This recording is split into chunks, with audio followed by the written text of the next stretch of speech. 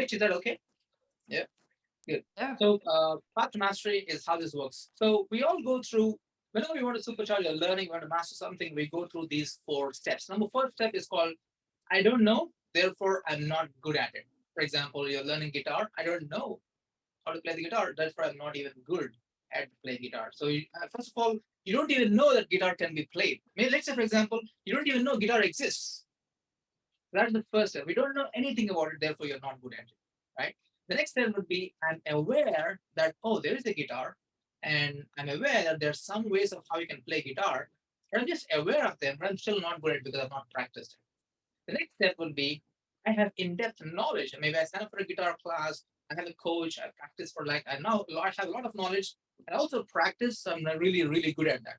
And many people think that, oh, that's a good place to be in, right? Oh, I have in-depth knowledge about this thing. I'm also really good at it. But the question is that mastery? Mastery is one step above that. Many people can come to that stage, but that is, I would call it a good and a bad place to be in.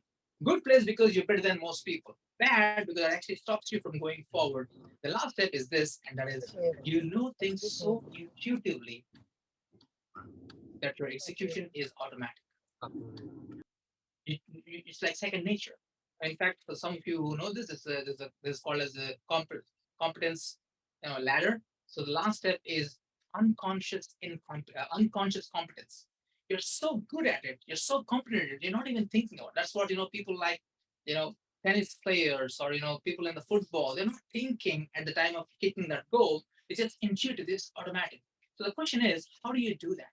The first one is how do you get into that step, that second nature level? That's where the true mastery is, right? Number one is you need to be doing consistent learning and not sporadic learning.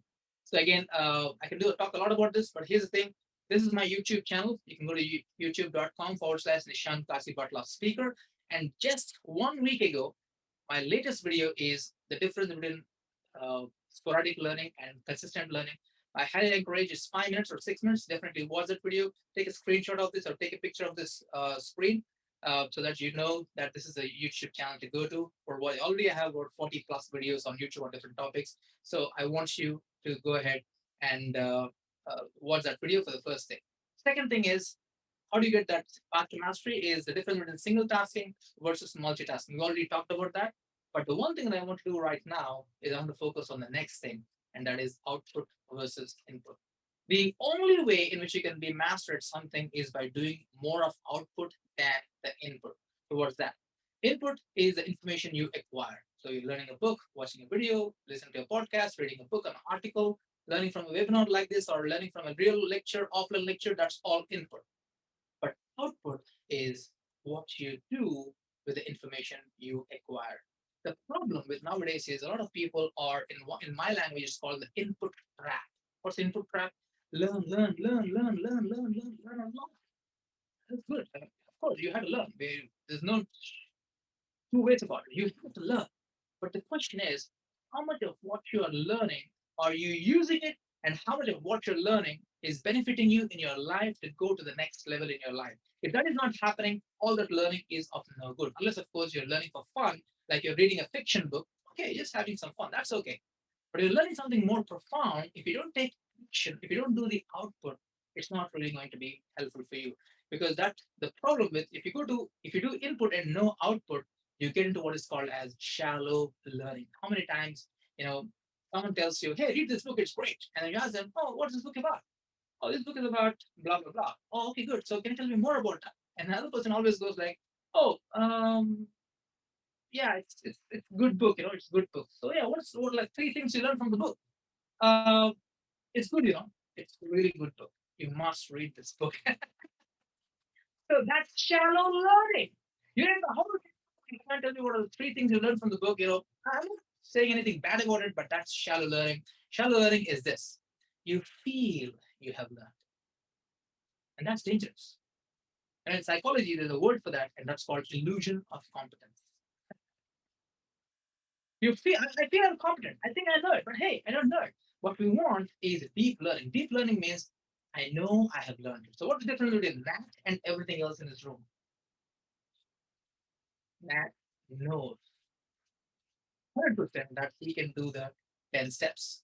Now, for rest of you, You feel you have learned it, but do you really learn it? You know, I'm not saying you will not. You 100% have learned it. But my question is, after this webinar is over, I want you to take a piece of paper and do the output.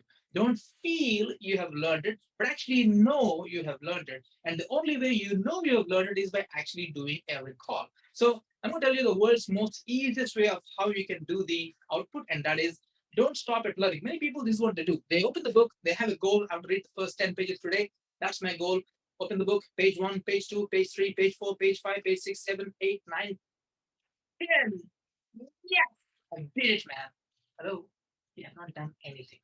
What you've done is you've only done the input. What about the output? So your learning should never be complete if you don't do the review and the recall. Learn, review, recall. Learn, review, recall. Learn, review, recall. So now, Nishant, I don't have the time. I'm busy. So what if I don't have the time for review and recall? Well, here's the tip. It's going to save you a lot of time. If you don't have time for review and recall, the tip is don't learn. Don't learn. Don't waste your time. The objective of learning is to use it, remember it, and benefit in your life. And that is possible only if you do the review and recall. So you learn the 10 pages, close the book, open the book, review it, close the book again, mentally recall what are the 10 things. If you can do that, then yes, you can. You don't have to recall everything, but at least the main points you can do that. And that is how you, this is a step to go into mastery. And that's the reason why I say input gets you onto the path. It's the output that gets you to the destination.